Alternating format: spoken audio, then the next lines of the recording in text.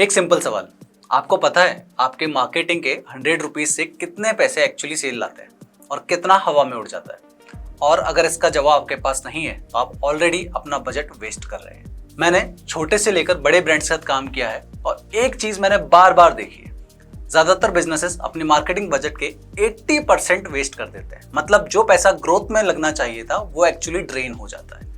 आज इस पॉडकास्ट में मैं आपको बताऊंगा कि ये वेस्ट क्यों होता है और सबसे इंपॉर्टेंट आप इसे कैसे बचा सकते हैं। अगर आप एक एमएसएमई ओनर हैं, स्टार्टअप चलाते हैं या फिर अपने मार्केटिंग स्पेंड को ऑप्टिमाइज करना चाहते हैं तो ये एपिसोड आज आपके लिए बहुत स्पेशल होने वाला है।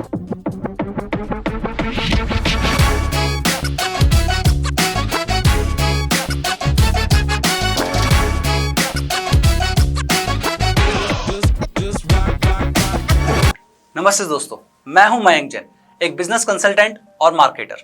मुझे 10 साल से ज्यादा एक्सपीरियंस है बिजनेसेस को ग्रो करने का, ऑटोमेट करने का और उनकी मार्केटिंग को सॉर्ट करने का। आज हम उन 5 मिस्टेक्स के बारे में बात करेंगे जो जनरली एमएसएमईज को बिल्कुल नहीं करने चाहिए। सबसे पहली मिस्टेक है रॉन्ग ऑडियंस टारगेटिंग। सबसे बड़ा प्रॉब्लम होता है गलत ऑडियंस को टारगेट करना। मैंने एक बार एक फर्नीचर कंपनी के साथ काम किया था। वो एड्स चलाते थे हर जगह पे, बट 18 साल तक के बच्चों से लेकर 60 साल तक के लोगों को वो टारगेट कर रहे थे, पर उनका प्रोडक्ट था 50,000 रुपए का। तो क्या आपको सच में लगता है कि 18 से 20 साल का एक बंदा इतनी महंगी सोफा या परचेजिंग कर सकता है? बिल्कुल नहीं। तो रिजल्ट्स क्या था? एड बजट उड़ रहा था, कोई लीड्स नहीं आ रहे थे और बिल्कुल सेल्स बिल्कुल भी नहीं थी। इसका सोल्यूशन यह है कि सबसे पहले हमको अपना ideal customer profile that is ICP हमें डिफाइन करना होता है कि उनका एज, लोकेशन, उनका बिहेवियर क्या है। फिर उस ऑडियंस के लिए हमें ऐड चलाना चाहिए। रिमेंबर, मार्केटिंग सबको टारगेट करने का गेम नहीं है, सही कस्टमर को टारगेट करने का गेम है। Mistake number 2, no tracking and measurement. दूसरा सबसे बड़ा वेस्ट होता है ट्रैकिंग के बिना एड्स चलाना। आप सोचिए, अगर आप एक दुकान खोलते हो और आपको यही नहीं पता कौन से प्रोडक्ट बिक रहे हैं और कौन से शेल्फ पर धूल खा रहे हैं, तो आपका बिजनेस कितना चल पाएगा या नहीं चल पाएगा, या ऑनलाइन मार्केटिंग में जो भी आप एक्सपेंडिचर कर रहे हैं वो कंप्लीटली वेस्ट हो रहा है। कई businesses Google ad, Meta ads चलाते हैं लेकिन पिक्सल कोड का इंस्टॉलेशन बिल्कुल नहीं करते हैं, जिसकी वजह से कोई भी लीड्स या सेल्स को ट्रैक नहीं कर पाते हैं और पूरा कैंपेन उनका वेस्ट हो जाता है।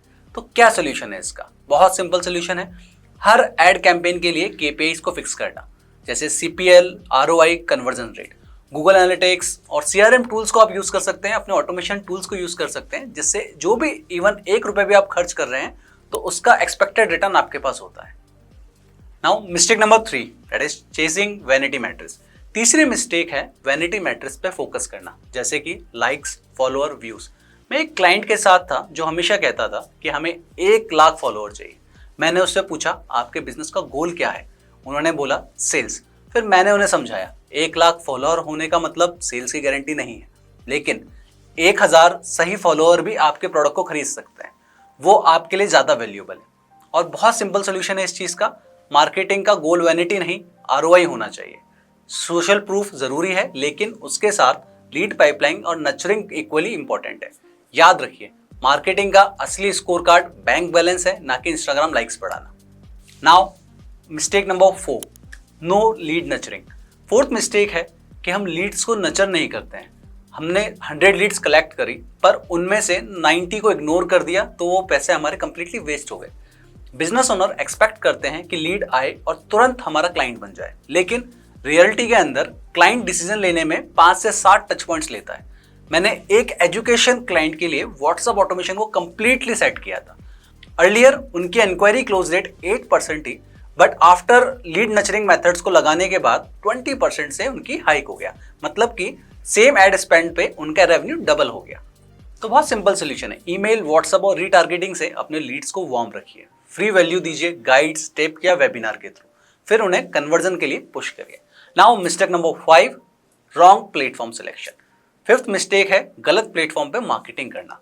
मैंने एक बार एक B2B कंपनी देखी जो टिकटॉक पे ऐड चला रही थी। अब सोचिए, उनको टारगेटिंग करनी है CX और CEOs को जो बिजनेस ओनर थे। क्या आपको लगता है वो टिकटॉक पे बाइंग करेंगे? बिल्कुल नहीं। तो सोल्यूशन इसका बहुत सिंपल है। पहले अपनी कस्टमर की जर्नी समझिए। अगर आपका B2B बिजनेस है तो लिंक्डइन, SEO, ईमेल मार्केटिंग आपके लिए बहुत बेटर सोल्यूशन है। पर अगर आपका रिटेल बिजनेस है, रिटेल प्रोडक्ट आप सेल कर रहे हैं, तो इंस्टाग्राम और गूगल शॉपिंग आपके लिए बहुत अच्छा प्लेटफॉर्म हो सकता है। सोल्यूशन बहुत सिंपल है। पहले अपने कस्टमर जर्नी समझिए, अगर आप B2B हो तो LinkedIn, SEO and email marketing आपके लिए बहुत बेटर ऑप्शन है। अगर आप रिटेल प्रोडक्ट में हो तो Instagram and Google shopping better होता है। सही प्लेटफॉर्म को चूज करना ही हाफ बैटल को जीतना होता है दोस्तों।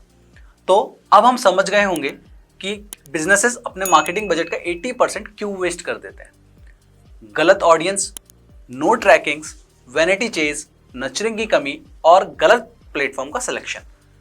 लेकिन अगर आप इन 5 चीजों को सुधार लो तो आपके मार्केटिंग बजट का हर एक रुपया डबल वैल्यू दे सकता है। मार्केटिंग एक एक्सपेंस नहीं है, मार्केटिंग एक इन्वेस्टमेंट है। बस उसे सही जगह लगाना आना चाहिए। अगर आप चाहते हो कि मैं आपके बिजनेस का एक क्विक ऑडिट करूं और बताऊं कि आपके मार्केटिंग बजट का कितना हिस्सा वेस्ट जा रहा है और कैसे आप अपने मार्केटिंग बजट को अच्छे से यूटिलाइज कर सकते हैं, तो मुझे डीएम करिए या फिर नीचे डिस्क्रिप्शन में मेरे ईमेल आईडी है, वहां से आप मुझे ईमेल के जरिए कांटेक्ट कर सकते हैं। और हाँ, अगर आपको ये पॉडकास्ट वैल्यूएबल लगा हो तो इसे अपने दोस्तों और बिजनेस ग्रुप में शेयर करना ना भूलें। मैं हूं मयंक जैन और अगले एपिसोड में हम बात करेंगे एक और पावरफुल टॉपिक पर जो आपके बिजनेस ग्रोथ को नेक्स्ट लेवल तक ले जा सकता है। Thank you.